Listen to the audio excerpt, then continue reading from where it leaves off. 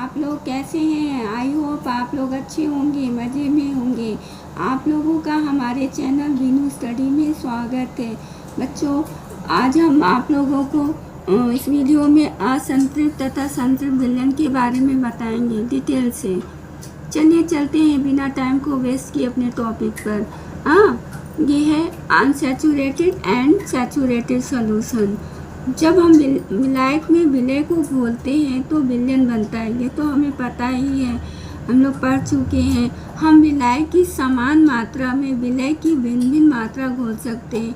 3 गिलास में अगर 100 ग्राम जल अगर तीनों में बराबर से लेते हैं और उसमें विलय पदार्थ की मात्रा को भिन्न भिन्न कर देते हैं, मतलब किसी में कम, किसी में ज़्यादा, किसी में बहुत ज़्यादा, तो सांद्रता भी अलग अलग होगा। जो सबसे ज़्यादा है वो ज़्यादा सांद्र होगा, वो गाढ़ा हो जाएगा, ये स्वाभाविक है। और इसी प्रकार से जो उसमें विलय पदार्थ की जो मात्रा होती है वो भिन्न भिन्न होती है। और मतलब एक होता है असंतृप्त विलयन, दूसरा संतृप्त विलयन, 2 भागों में बटा हुआ है। चलिए चलते हैं आगे देखते हैं। जब हम जल में घोल कर विभिन्न सांद्रता के नमक विलयन बना सकते हैं, जो विलयन में उपस्थित नमक यानी विलय की मात्रा पर निर्भर करता है। तो इस तरह से विलयन को 2 भागों में बांटा गया है, पहला असंतृप्त, दूसरा संतृप्त विलयन। अब चलते हैं असंतृप्त विलयन के बारे में। ऐसा विलयन जिसमें ताप में कोई परिवर्तन किए बिना यानी निश्चित ताप पर, मतलब कमरे के ताप पर विलय की अधिक मात्रा को घोला जा सकता है, तो वह असंतृप्त विलयन कहलाता है। मतलब इसका क्या है कि ऐसा विलयन जिसमें कम मात्रा में विलय पदार्थ घुला हुआ है, तो हम उसमें और विलय पदार्थ घोल सकते हैं, वो घुल जाता है, तो वो असंतृप्त होगा। जैसे उदाहरण के लिए, यदि चीनी के जलीय विलयन में तापमान में कोई परिवर्तन नहीं किया, वही कमरे का तापमान है, और बिना अधिक चीनी को, मतलब परिवर्तन किए बिना अधिक चीनी को हम घोल सकते हैं, तो वह विलयन असंतृप्त होगा। ऐसा चीनी का विलयन जलीय विलयन जिसमें हम और चीनी डाल सकते हैं और वो घुल जाएगा, तो ऐसा विलयन असंतृप्त होता है।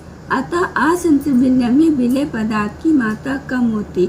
ऐसा तभी होगा जब उसमें विलय पदार्थ की मात्रा यानी चीनी या नमक की मात्रा को हम कम डालेंगे, तभी हम और डाल सकते हैं। ज़्यादा होगा वरना वो डाला नहीं जा सकता, घुलेगा ही नहीं। तो इसी ताप पर विलय की अधिकतम मात्रा में घोला जा सकता है। जब कम होगा तो वो अधिक और डाला जा सकता है। अब आते हैं दूसरे नंबर पर संतृप्त विलयन, सैचुरेटेड सॉल्यूशन।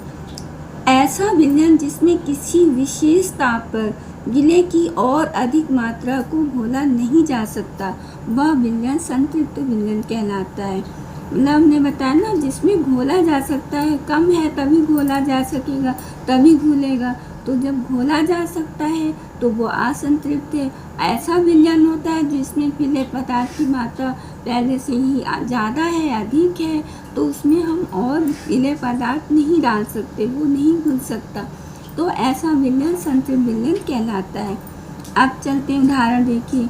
यदि चीनी के जलीय विलयन में निश्चित ताप पर और अधिक चीनी को नहीं घोल सकते, मतलब ऑलरेडी इतना ज़्यादा हो गया है चीनी की मात्रा कि अब और नहीं घोला जा सकता, तो वह विलयन संतृप्त होगा। अब अतः संतृप्त विलयन में विलय की अधिकतम मात्रा उपस्थित है। वही बात है, पहले से ही अधिक मात्रा घुली हुई है तो और हम नहीं घोल सकते। यदि कोई विलयन किसी निश्चित ताप पर संतृप्त है तो ताप बढ़ाने पर असंतृप्त हो जाता है बच्चों, क्योंकि ताप बढ़ाने पर विलय की विलयता बढ़ जाती है और विलयन में अधिक विलय घुल सकता है। अब हम पैन में, कढ़ाई में हम चीनी डालते हैं, पानी डालते हैं, तो उस समय तो चीनी घुला नहीं रहता। जब हम उसमें ताप बढ़ाते हैं, उष्मा देते हैं, गर्म करते हैं, तो चीनी पिघल जाता है, तो इसमें उसकी मतलब विलयता बढ़ जाती है।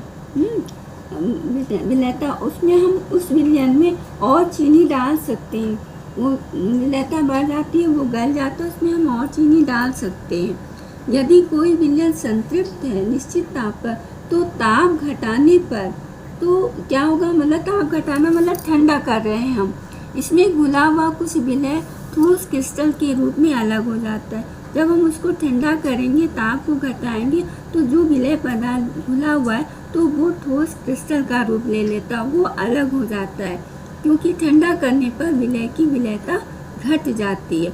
इसका सबसे अच्छा उदाहरण चाशनी है।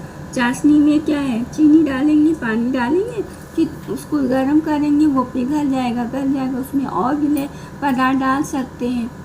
वही चीज़ है, लेकिन हम उसको ठंडा करेंगे, मतलब ताप को घटाएंगे, तो वो ठोस क्रिस्टल का रूप लेता है, वो अलग हो जाता है। तो वही चीज़ है बच्चों। कमरे के तापमान पर संतृप्त विलयन बनना। एक बीकर में थोड़ा सा जल लेते हैं तथा इसमें धीरे धीरे चीनी को घोलते हैं। पहले चीनी के जल में घुलने से विलयन बनता है, फिर एक ऐसी अवस्था आती है जब इसमें और चीनी नहीं घुल सकती। हाँ, और चीनी कुछ और चीनी बिना घुले बीकर में नीचे बैठ जाता है। जब हम चीनी को डालते भी हैं तो वो नीचे की ओर बैठ जाता है। अब इस विलयन को फिल्टर पेपर से छानने पर जो विलयन प्राप्त होता है वह संतृप्त विलयन है। मतलब वो ऐसा विलयन है कि हम उसमें और डाल ही नहीं सकते, डालेंगे तो नीचे बैठ जाएगा, घुलेगा ही नहीं।